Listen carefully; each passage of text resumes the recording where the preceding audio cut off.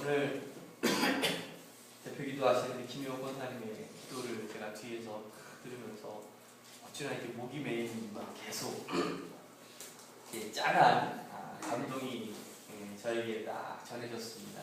여러분들에게도 전해지셨죠? 이 기도라는 것이 미사 여부보다는 내 마음에 있는 하나의 시라고 저는 생각이 들어요. 우리 김효 권사님 기도가 오늘 한편의 시같이 우리에게 잔잔한 그러한 믿음의 도전을 주는 그러한 기도 참 감사합니다. 어느덧 이제 로마서 1장 1절부터 시작했을 때가 부재 같은데 벌써 우리 로마서 16장 우리를 변화시키는 하나님의 계획 드디어 마지막 이야기를 좀 해야 될 것 같습니다. 이 로마서를 통해서 여러분들 많은 믿음의 도전을 받으셨습니까? 저만 받았는지 모르겠지만 여러분들의 삶 속에 이렇게 나타날 수 있는 하나님의 계획이 얼마나 크고 또 여러분들을 향한 하나님의 사랑이 얼마나 큰지를 깨달을 수 있는 그러한 은혜의 시간 되었으면 좋겠습니다. 오늘 마지막 이 로마서 16장 17절에서부터 27절의 말씀을 가지고 나의 최고의 자산은이라는 제목을 가지고 함께 말씀을 좀 나눠보도록 하겠습니다. 요즘 우리 사회에 캠핑이라고 하는 것이 굉장히 유행이죠. 코엑스에 보니까 캠핑에 대한 전시회도 열리게 되었더라고요. 이제 현대 자동차에서 이제 스타렉스를 개조를 해가지고 이 캠핑카라는 것이 출시가 되었어요. 출시된 지 얼마 안 됐는데 벌써 올해는요 판매가 종료되었습니다. 너무나 살려고 하는 사람들이 많아가지고 벌써 예약이 다 끝나버리고 말았죠. 사람들은요 이 캠핑, 여행, 특히 이 여행의 필수 아이템인 이 자동차에 대해서 굉장히 많은 관심을 갖고 있어요. 아마 젊은이들한테 너는 집을 살래, 자동차를 살래? 라고 물어본다면 아마 어른들은 대다수 뭘 사겠습니까? 집을 사요. 근데 요즘 젊은 사람들은 집을 산다라고 대답하기보다는 먼저 자동차를 삽니다. 그만큼 이 자동차에 대해서 이 자동차라는 것이 없어서는 안 될 귀중, 중요한 우리의 하나의 문화가 되었는데 그런데 제가 이제 자동차를 있는 사람들을 유심히 관찰하다 보면 참 재미나는 것들을 발견하게 돼요. 자동차를 관리하는 사람들이 두 가지 유형의 관리하는 사람들이 있어요. 하나는 정비형의 사람이 있고 또 하나는 수리형의 사람이 있다는 것이에요. 열심히 그냥 닦고 기름치고 또 엔진 오일 같은 거 가를 때는 그냥 빨리빨리 그냥 가는 사람이 있는가 하면 반면에 고장나기 전까지는 절대 차에 대해서 건들지도 않는 사람이 있죠. 그래서 결정적으로 중요할 때 자동차가 말썽을 부려가지고 고생하는 경우가 있습니다. 막 고속도로 상에서 갑자기 막 쫙 가는데 막 그냥 그 엔진에서 막 연기가 쫙 나가지고 지금 중요한 시간에 지금 미팅을 가야 되는데 막 그냥 발을 동동 부리는 사람들도 있고요.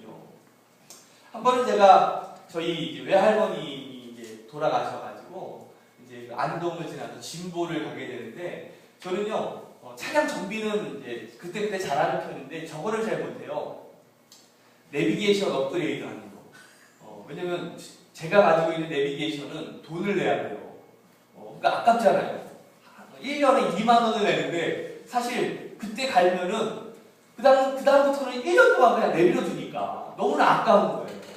그런데 내비게이션을 업그레이드를 시키지 않으면 어떤 일들이 일어나게 되냐면 이 지도가 이제 갑자기 제가 새로 난 길을 가게 되면 이제 데이터에 이게 과부하가 생겨가지고 그 내비게이션이 좀 말썽을 일으킬 때가 있어요.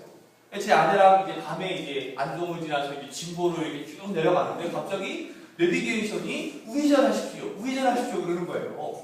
그래서 말을 따라서 친절한 안내원에 따라서 우회전을 타게 했죠. 그랬더니 갑자기 산으로 올라가고 막 산으로 올라가는 거예요.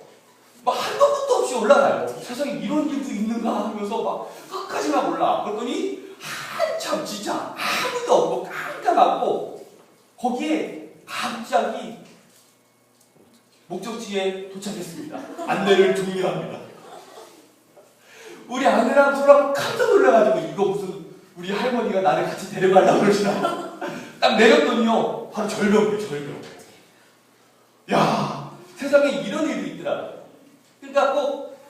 인생 가운데 매사에 정비를 잘하고 업그레이드를 잘해주는 사람과 그렇지 못하는 수리형, 고장나야지 수리하는 그러한 사람, 두 가지 유형의 모습을 우리는 볼 수 있다는 것이죠.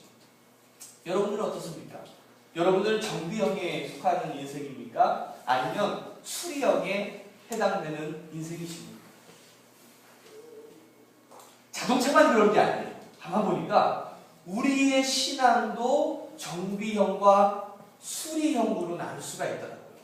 무슨 말이냐면 시험이 오기 전에, 나에게 어려움이 닥치기 전에 미리미리 기도하면서 말씀으로 무장하는 정비형의 이 성도가 있는 반면에 하나님께 얻어맞아야지만 그때 비로소 하나님께 엎드리는 수리형의 성도들도 있더란 말이죠. 근데 가만 보니까요, 수리형의 그 성도들이 믿음이 더 있는 것 같아요. 왜 그러냐면 가만 보세요. 그 사람들을 보면요, 막 새벽에 나와가지고 아이고 주님 막 눈물 콧물 질질 짜면서 주님 막 손들고 옵니다 하면 막 손들고 막 기도하고 막 열심을 하잖아요. 그렇죠.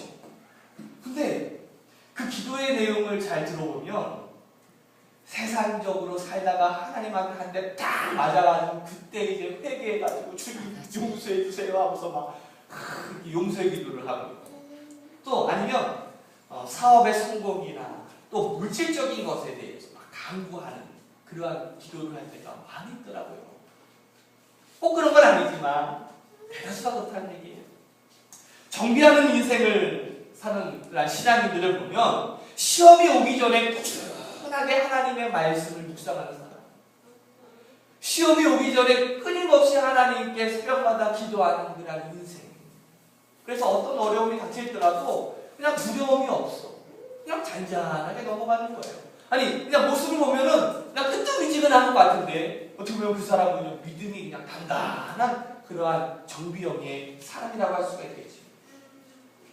오늘 여러분들은 어떤 신앙인이 되기를 원하십니까? 오늘 여러분들의 삶을 미리미리 정비하며 또 시험이 오기 전에 꾸준히 하나님께 엎드릴 수 있는 그런 믿음의 우리 새로남교회 성도들이 되시기를 주님의 이름으로 축복합니다. 우리가 어떤 신앙의 자세를 가져야 되는가? 오늘 본문의 말씀에 보면 사도 바울이 복음을 미혹해하는 자들을 경고하고 있어요. 17절에서부터 20절까지의 말씀에 로마 교회 성도들이 그런 믿음을 갖고 또 신앙생활을 하는데 악영향을 주는 사람들이 나타났다는 거예요. 우리 17절 말씀 한번 읽어볼까요? 같이 읽습니다. 시작.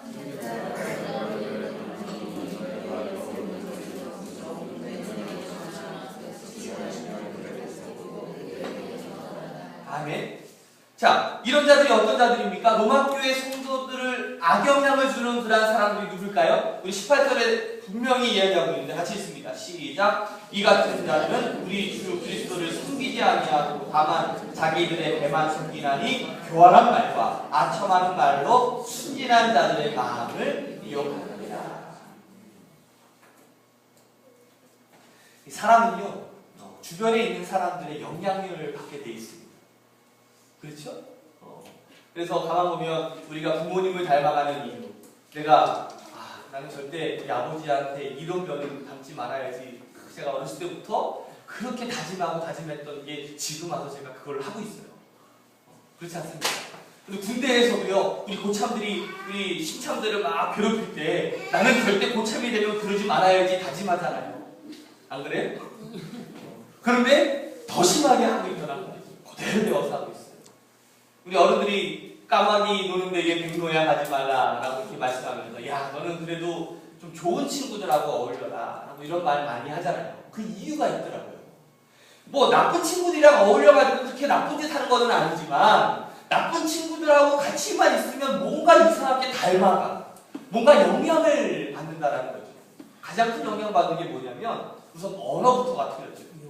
그렇죠. 욕이 아니면 대화가 안 돼요. 그냥 자연스럽게 시작되는 게 욕부터 시작해서 욕으로 끝나잖아요. 뭐든지 부정적인 시각으로 보는 거예요. 그렇죠? 마인드 자체가, 내 생각 자체가 벌써 부정적이고 비판적이에요. 그래서 그래도 우리가 아무리 영향을 안 받으려고 할지라도 그런 영향을 받을 수밖에 없는 것이 바로 우리 인간의 어떻게 보면 본성인 것 같아요. 가만 보면 사람의 본성이 꼭 잘된 것보다는 잘못된 것을 먼저 배우는 그런 본성이 우리 가운데 있지 않습니까? 오늘 이 로마 교회에 악한 자들이 그 로마 교회에 들어와서 로마 교회 성도들을 이렇게 넘어뜨리려고 하는 그러한 일들이 일어났어요. 그 가운데 분쟁이라는 것들, 이 성도들을 갈라지게 하고 그리고 부정적인 요소들을 집어넣어서 끊임없이 그 교인들 가운데 비판적인 것과 분쟁과 이 갈림의 그러한 분파적인 그런 요소들이 나타나겠다는 것이죠. 그리고 그 악한 자들이 그리스도를 섬기는 대신에 자기의 배를 채우는 데에만 이득을 가졌다라고 이 성경은 경고하고 있지 않습니까? 사랑이 있는 것처럼 행동하죠. 그리고 종교적인 열심이 있는 것처럼 행동합니다. 하지만 결국은 그리스도를 섬기는 것이 아니라 자기의 배를 채우고 있어요. 이득을 얻으려고 한다는 것이죠. 오늘날은요, 신천지, 또 하나님의 교회들과 같은 정말 이단들이 교회에 침투해서 교회를 무너뜨리려고 하는 그러한 세력들이 있지 않습니까? 혹시 우리 가운데 이러한 이단의 세력이 있습니까? 없겠지요. 하지만 오늘 방심하지 마십시오. 언제든지 우리 성도들은요, 한번 따라하세요. 순진해서 언제든지 넘어질 위험이 있다. 그 경고, 깨어 있어야 돼요. 그래서 이 신천지 같은 이단이 아닐지라도 자신의 욕심만을 채우기 위해서 우리를 이용하려고 하는 수많은 사람들에 대해서 우리가 이 거짓된 교리, 교묘한 술체, 이기심 이러한 것들을 우리가 볼 수 있는 영적인 통찰력이 있어야 돼요. 그래서 우리 교회 장로님, 우리 권사님, 집사님과 같은 분들이요, 이러한 영적인 해안을 그리고 영적인 통찰력을 가지고 우리 평신도들을 지도할 수 있는 믿음의 그러한 성도들이 되시기를 주님으로 축복합니다. 우리의 시대가 사실 정말 악한 시대를 살아가고 있어요. 그렇죠? 정말 어려운 시대에 우리는 신앙생활하고 있는 거예요. 그러니까 아무리 힘들고 어려울지라도 우리가 반드시 지켜내야 될 가치가 있지 않습니까? 그리고 우리가 이 가치를 후대에다가 물려주어야 될 중요한 것이 우리 가운데 있다는 것이에요. 그게 뭡니까? 그게 오늘 사도 바울이 복음이라고 말하고 있는 거예요. 우리 25절 말씀 한번 읽어볼까요? 같이 읽습니다. 시작. 나의 복음과 예수 그리스도를 전파하는 나에게 있어서 복음이란 무엇입니까?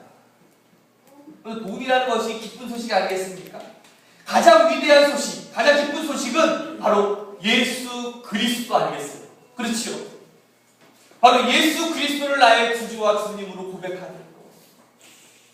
오늘 바울이 첫 장에서부터 예수 그리스도를 증거하고 있잖아요. 특히 로마서 1장 16절 말씀에 보면 뭐라고 얘기하고 있습니까? 내가 복음을 부끄러워하지 아니하노니 이 복음은 모든 믿는 자에게 구원을 주시는 하나님의 능력이 됩니다라고 말하고 있습니다. 복음이란 어느 날 갑자기 우연으로 이 땅에 떨어진 것이 아니에요. 이 복음은요, 하나님께서 태초부터 우리를 향한 그러한 놀라운 계획을 준비하고 계셨다는 거죠. 철저한 준비 속에서 우리를 구원하시기 위한 하나님의 계획 가운데 우리를 사용하고 있다는 사실 아니겠습니까? 그래서 사도 바울은 본문에서 영세 전부터 감추어졌던 것이라고 말하고 있는 거예요. 하늘과 땅이 생기기 전에 여러분들이 만들어지기 훨씬 전부터 여러분들을 향한 하나님의 사랑과 하나님의 구원의 계획이 준비되고 있다는 거예요. 이게 복음이에요. 영세 전부터 계획된 이 복음이요. 26절 말씀 한번 볼까요? 26절 말씀에 보면 이제는 어떻게 해요? 나타내신 바 되었다라고 말하고 있잖아요. 다른 말로는요, 이 비밀이요 계시되었다라고 말하고 있는 거예요. 이제는 이 예수 그리스도를 통해서 사람들이요 구원받을 수 있는 새로운 길이 열리게 되었다라는 거 아니겠습니까? 사랑하는 우리 신학교 여러분들, 복음이 어려운 게 아니에요. 복음은요, 단순한 거예요. 심플한 거예요. 추상적이거나 막연한 것이 아니고, 배운 사람들만 배울 수 있는 게 아니고, 가진 사람들만 얻을 수 있는 게 아니에요. 누구든지 아멘. 믿기만 하면 돼요. 우리 26절 말씀 같이 한번 읽어보겠습니다. 시작. 이제는 나타내신 바 되었으며 영원하신 하나님의 명을 따라 순종하게 하시려고 알게 하신 바 그 신비의 계시를 따라가는 것이니 이 복음으로 너희를 능히 견고하게 하시리. 아멘. 바울은요, 우리가 복음으로 견고해지기를 원하고 계셔요. 견고하게 되기 위해서 우리가 해야 할 일이 있어요. 우리 사실은요, 믿는 것은 그렇게 어려운 게 아닐 수도 있어요. 그렇죠? 그냥 믿겠습니다! 그냥 하면 되는데, 여러분들 믿은 다음에 무엇이 반드시 동반되어야 이게 진짜 믿음이냐면 순종이 동반돼요. 그냥 내가 말로만 믿겠습니다 하면 이건 믿는 게 아니에요. 내가 믿겠습니다 하고 그 길을 가야 이 사람이 진짜 믿음이 있는 사람이라는 것이죠. 오늘 이 사도 바울이 하나님이 우리를 구원하신 이유가 그냥 구원에서 끝나는 것이 아니라 구원을 넘어서 우리가 하나님 앞에 순종하는 삶을 살자는 목적이 있기 때문이에요. 순종하는 삶. 그럼 순종이 뭡니까? 순순히 따라가기. 좋은 말 하는데 순순히 따라가시길 주님의 이름으로 축복합니다. 이 복음의 궁극적인 목적은요, 우리가 예수 믿고 천국 가는 것에 있는 게 아니에요. 여러분들 지금 죽어도 여러분 천국 갈 수 있잖아. 아니에요?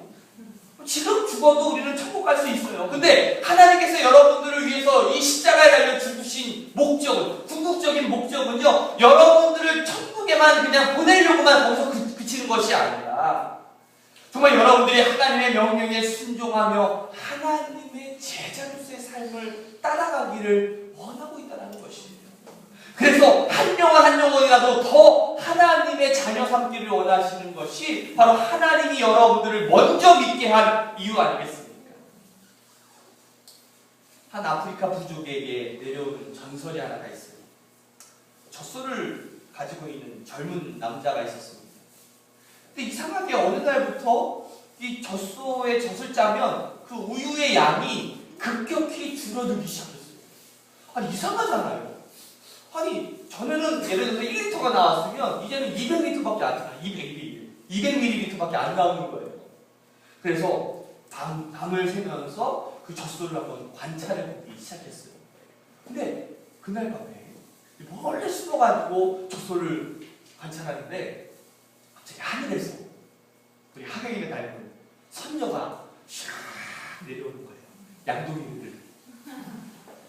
그러면서 아니네 나니까 생각했던 것처럼 젖소에게 가가지고 양동이가 젖소 쫙 가득 채우고서 다시 하늘로 싹 날아가는 거예요.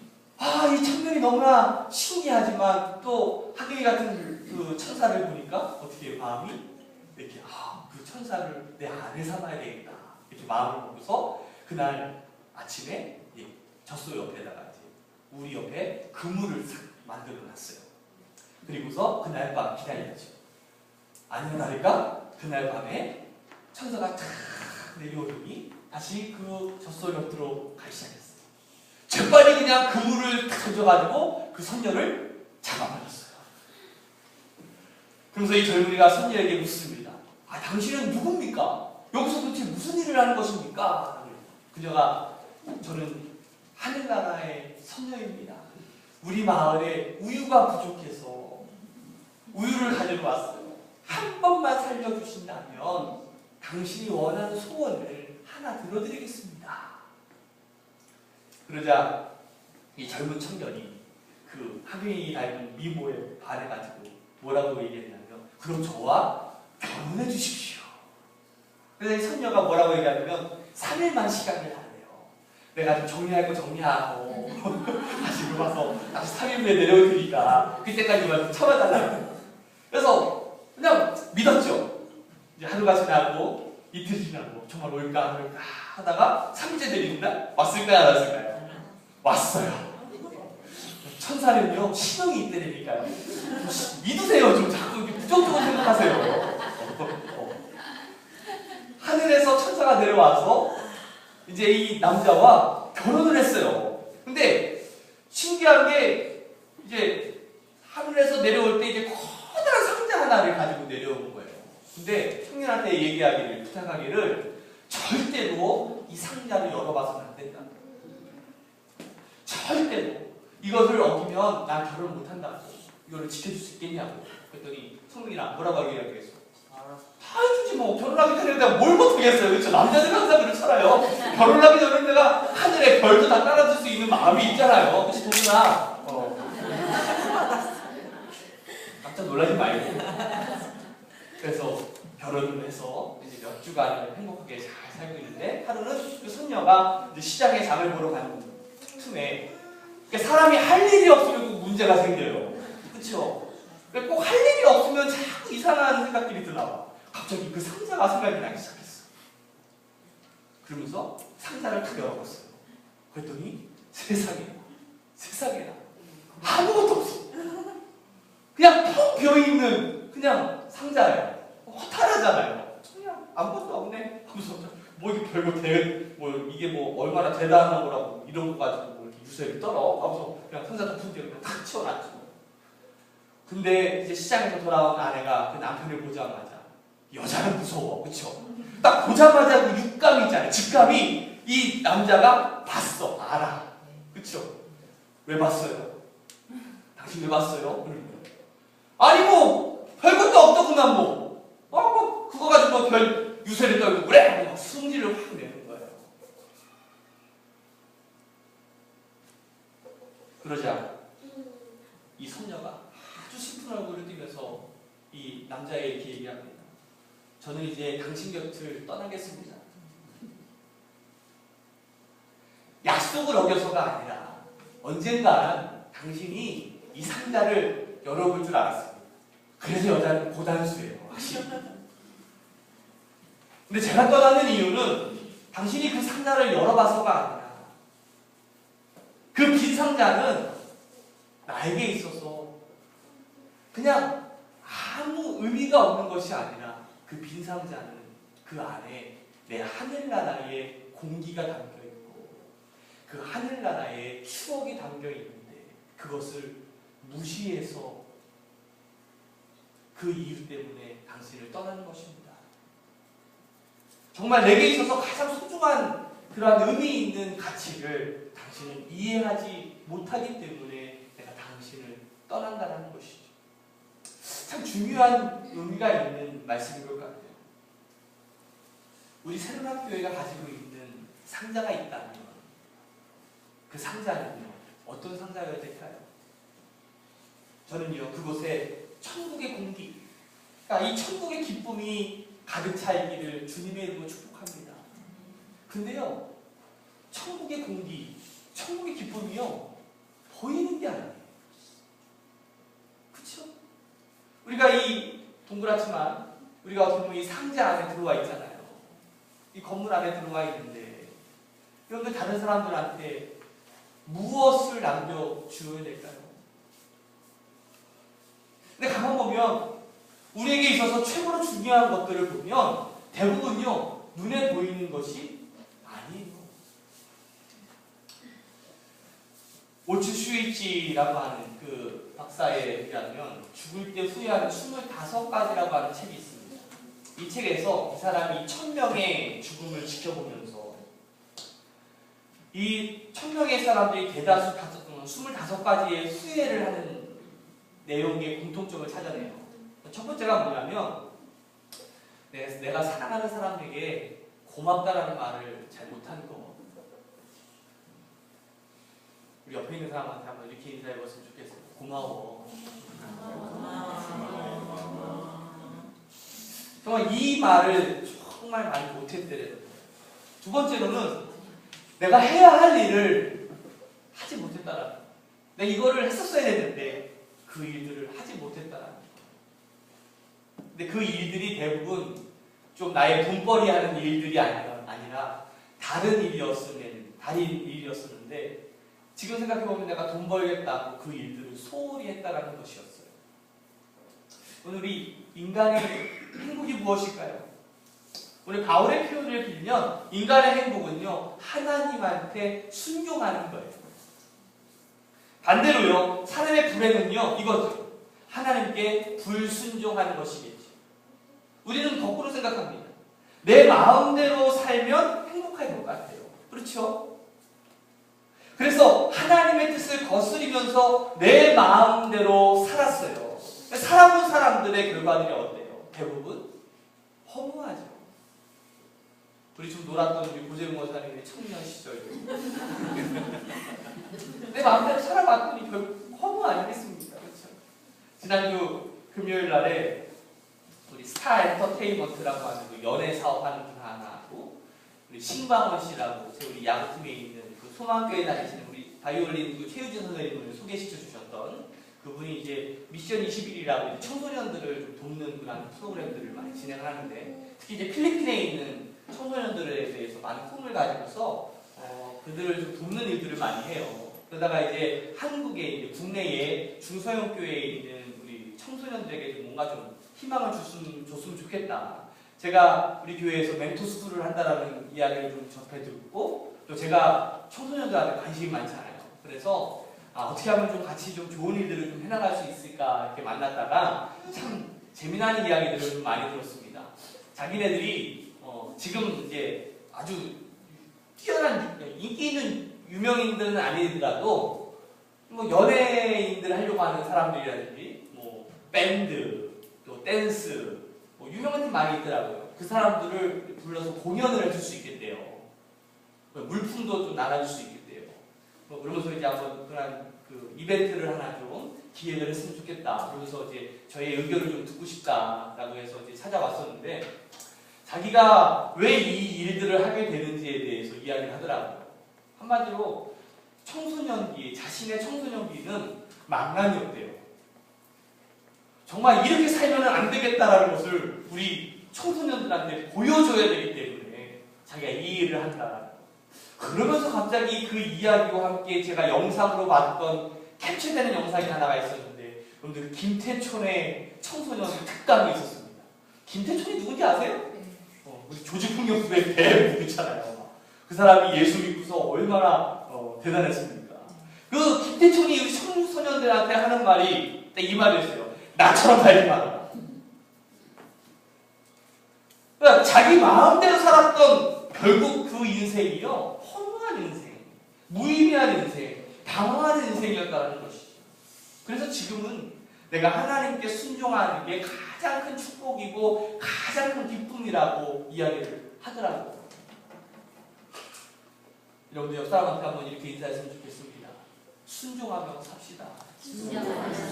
순종하는 것이 한번 따라해주세요. 순종하는 것이 제일 큰 행복입니다. 우리 부모된 입장에서 우리 자녀들이요 내가 말했을 때 네 알겠습니다 라고 이야기하는 거랑 아이 안 해요 네 믿어요 하는 거랑 어떻습니까? 우리 이 집사님이 하경이한테 하경아 이렇게 좀 해줘. 그러면 하경이가 네 아빠 이렇게 해주면 얼마나 예쁘거든요. 근데 어떻게 해요? 아이 싫어요 안 해요 이러는 순간에 아버지의 마음은 어떨까요? 그렇죠? 가만 보니까 우리가 부모 되게 한 이유는요 하나님의 마음을 조금 이해하려고 하는 거예요. 우리 아직 뭐 하경이나 강민이나 뭐 우리 성민이나 다 몰라요. 그래서 부모가 돼봐야지 그 마음을 알 거야. 그래서 우리 맨날 우리 장모님이 우리 아내한테 너도 똑같은 너 닮은 딸 낳아가지고 살아봐라. 그래야 내 마음을 알지. 참 옛날 우리 어른들의 그 지혜 있는 말이 참 뭔가 좀 의미가 있어요. 우리 양집사님도 엄마 속 참 많이 쓰던다 말이에요. 그렇죠? 도제 같은 애가 나오고 그렇죠? 이게 다 그게 어렸을 때 다 했기 때문에 그런 거거든요. 도제가 괜찮아. 걱정하지 마. 오늘은 내가 네 편을 들어주는 거야. 그래서 여러분들 우리가 진작에 순종하면서 살아면 순종하는 자녀들이 나타나는 거예요. 그래요 안 그래요? 가만 보세요. 내가 불순종하는 사람을 살았으니까 내 자녀들이 DNA가 어디 가겠어? 하나님이 우리에게 주신 정말 큰 자산이 뭐냐면 DNA예요. 너랑 똑같이 생겨, 똑같이 행동하는 패턴 가지고 살아가는 거예요. 제가 페이스북을 하는데 제가 제 처음에 영상에 그 장인어른처럼 제가 기도했을 때 너는 아빠 닮지 말고 엄마 닮아라 라고 얘기했어요. 그러다가 한참 생각을 해보니까 그래도 아빠 닮은 건 조금 하나 있어야 되지 않겠냐. 그랬더니 그렇게 기도하는 순간에 정말 요즘에 보면 소희가 저랑 똑같이 생겨가고 있다는 가슴이 아픕니다. 좀 날씬하고 갸름하고 그렇죠? 그래야 되는데 그래도요. 다른 게 뭐 외모가 중요한 게 아니라 정말 중요한 건 우리가 순종하는 마음을 갖느냐. 철도 위에 기차가 달리다가 한번 생각을 해보세요. 내가 철길을 떠나서 살고 싶어 라고 하는 그 순간에, 철길을 떠나는 순간에 파선의 삶을 살아갈 수밖에 없는 것처럼 철마의 행복은요, 예정된 그 길을 따라서 그 철길을 따라 가는 것이 그 기차의 행복 아니겠습니까? 하늘을 나는 새도 마찬가지죠. 물고기, 바다에 사는, 물속에 사는 물고기도 마찬가지입니다. 그냥 그 물 속에서 물결을 따라 헤엄치는 인생이 행복한 인생이지, 아니 나는 하늘 가서 살고 싶어요 하고서 물고기가 하늘로 올라가는 순간에 우리에게 생선구이 되는 것처럼 우리 인생은요, 하나님한테 우리에게 맡겨진 그 순종의 길을 걸어가면서 하나님 안에 살 때 정말로 행복한 인생 아니겠습니까? 제가 지난주 화요일과 수요일날 하이패밀리에서 하는 웰다잉 세미나에 참여하고 왔어요. 거기에 참여하고 온 순간부터 제 삶이 달라지기 시작하더라고요. 참 감명 있게 생각했던 것 중에 하나가, 우리는 어차피 죽으면 한 줌의 죄밖에 없다. 저는 장례식을 참 많이 갔던 것 같아요. 공주에 있을 때부터.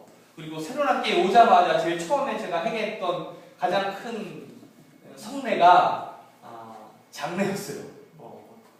근데 여러분들 그 화장하고 나온 그 뼈 분고를 보신 적 있으십니까?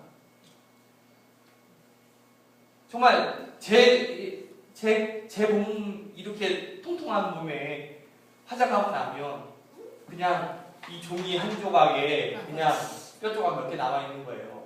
그러면 그 장의사가 와서 저한테 물어요. 빠드릴까요? 그냥 뼈채 가져가실래요?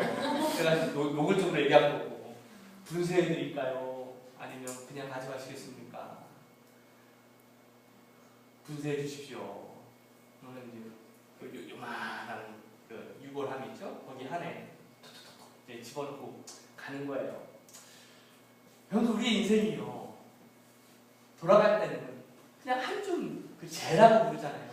그 죄로 떠나가는 그런 인생인데, 그런 생각을 한번 해봤습니다. 제가 웰다잉 마지막 시간에 하나님한테, 하나님, 어차피 우리의 인생이 이렇게 죄로 돌아갈 인생이라면 하나님께 사용되다가 닳아서 없어지게 해주세요.